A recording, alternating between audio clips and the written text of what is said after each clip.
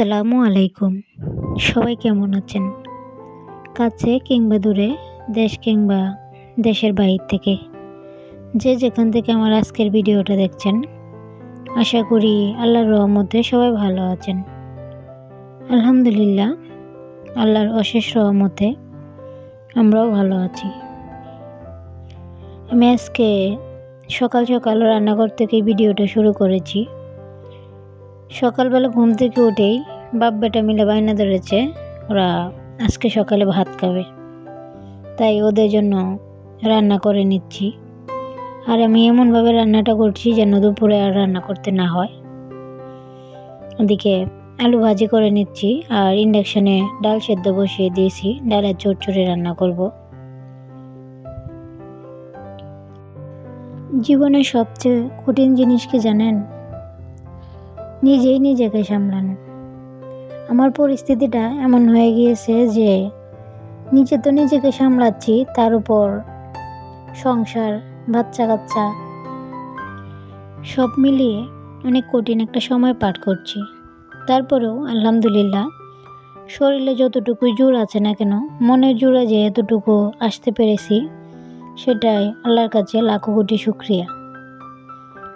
কথা বলতে বলতে আমার ভাজিটা হয়ে গিয়েছে। সকালের খাবারে এরকম একটা ভাজি আর ডাল যদি হয় তাহলে আর কি লাগে।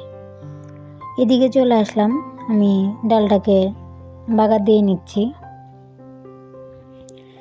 ডালটা বাগার দিতে দিতে আপনাদেরকে সেই পুরনো কথাটা একবার স্মরণ করিয়ে দিতে চাই।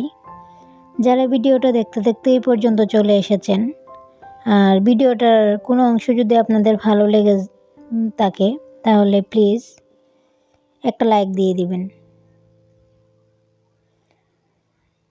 আর অবশ্যই লাইক দিয়ে পুরো ভিডিওটা কন্টিনিউ করবেন। আশা করব ভিডিওটা আপনাদের কাছে ভালো লাগবে। ডালটা হয়ে গিয়েছে, এখন ডালের লবণটা চেক করে ডালটাকে নামিয়ে নেব। লবণটা একটু কম হয়েছে, তাই একটু লবণ দিয়ে দিব।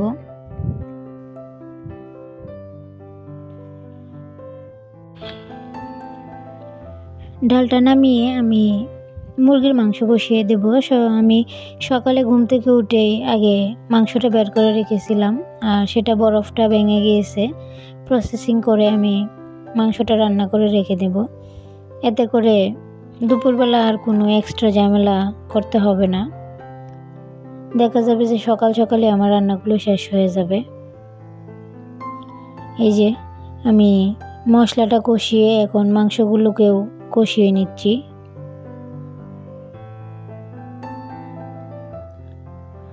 আমার ভিডিওটা দেখতে যদি আপনাদের খারাপ লাগে তাহলে প্লিজ একটু ক্ষমা দৃষ্টিতে দেখবেন, আর দয়া করে ভিডিওটা দেখে নেবেন।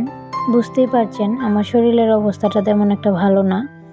ওই দিন সিঁড়ি থেকে পড়ে যাওয়ার পর থেকেই কেমন জানি হয়ে গিয়েছে শরীরটা, একদমই চলে না। তারপরেও টেনে হিঁচড়ে চলতে হয় মনের জোরে। মাংসটা কষানো হয়ে গিয়েছে আর মাংসে ঝোলটা দিয়ে দিলাম। আমি একটু ঝোল বেশি করে দিচ্ছি, কারণ এটা তো ঝুলঝুলে রাখবো আজকের তরকারিটা। আমি আজকে পুরো রান্নাটা শেয়ার করি নাই। চলে আসলাম আমার খাবার নিয়ে, আর রাহির আব্বু নাস্তা করে চলে গিয়েছে অফিসে। রাহিকেও খাইয়ে দিয়েছি আর এখন আমি খেয়ে নিচ্ছি। আমার আজকের নাস্তায় ছিল নুডলস, সাথে ছিল খেজুর।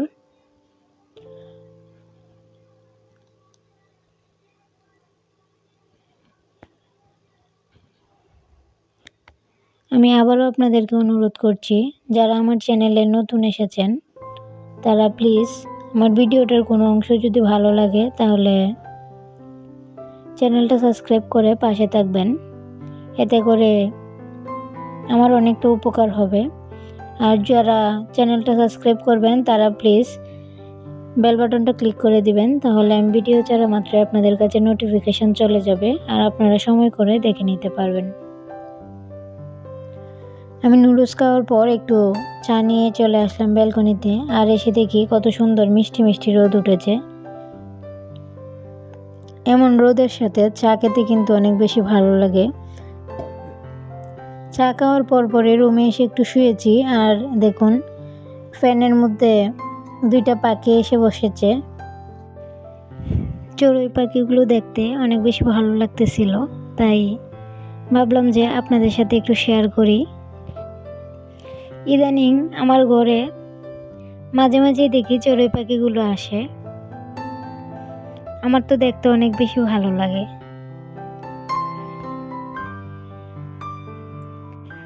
আমি আজকে জীবনের প্রথম মাছ কিনেছি, তাও আবার বাসার সামনে নিয়ে এসেছিল, সেইখান থেকেই কিনে নিয়েছি ইলিশ মাছ। পরবর্তীতে রাহির আব্বু এসে বলতেছে যে এটা ইলিশ না, তুমি ঠকেছো। তো যাই হোক, আমি যার কাছ থেকে কিনেছি উনি বলতেছিল যে এটা ইলিশ মাছ, তাই ভাবলাম যে একটু কিনে রেখে দেই, এতে করে পরবর্তীতে আমাদের একটু ভালো হবে। কিন্তু প্রথমবার মাছ কিনতে গিয়ে যে এত বড় একটা ধোঁকা খাবো আমি কখনো কল্পনাও করতে পারি নাই। যাই হোক, মানুষ না ঠকলে শিখতে পারে না, আমি হয়তো বা এ থেকে একটু হলেও শিক্ষা নিতে পারবো। মানুষ মানুষকে কীভাবে ঠকিয়ে যায়, ওদের কি বুকটা একবারও কাঁপে না যে এই কাজগুলো করা যে ভালো না? ওরা কি এগুলো বোঝে না? যাই হোক, সবই মানুষের অভিরুচি। এই যে মাছগুলো দেখতে তো একদমই পুরোপুরি ইলিশ মাছের মতো, কিন্তু রাহির আব্বু বলতেছে এটা ইলিশ না, কি যেন একটা মাছের নাম বলেছিল কিন্তু ভুলে গিয়েছি। যাই হোক, এটা ফ্রিজে রেখে দেব। আর এখন আমি বিছানাটা গুছিয়ে নিয়েছি, পুরনো একটা চাদর বিছিয়ে দিয়েছি। যেহেতু বিছানায় কেউ থাকবে না, সেহেতু দেখা যাবে যে ভালো চাদরগুলো বিছালে অনেকটাই ময়লা হয়ে যাবে, তাই ভাবলাম যে পুরনো চাদরটা বিছিয়ে রেখে দেই, এতে করে এটার উপরে যত ময়লা পড়বে আবার যখন বাসায় আসবো তখন এটা উঠিয়ে নতুন চাদর বিছিয়ে নেব। মোটামুটি অনেক কাজই করে নিয়েছি অফ ক্যামেরাতে, আর এখন চলে আসলাম ঘরটা ঝাড় দিয়ে নেওয়ার জন্য। দেখুন, সকালবেলা একবার ঘর ঝাড় দিয়েছি, তারপরেও কতটা ময়লা বের হচ্ছে, মনে হচ্ছে যেন কতদিন যাবৎ ঘর ঝাড় দেওয়া হয় না। এত ময়লা যে কোথা থেকে আসে কিছুই বুঝতে পারি না।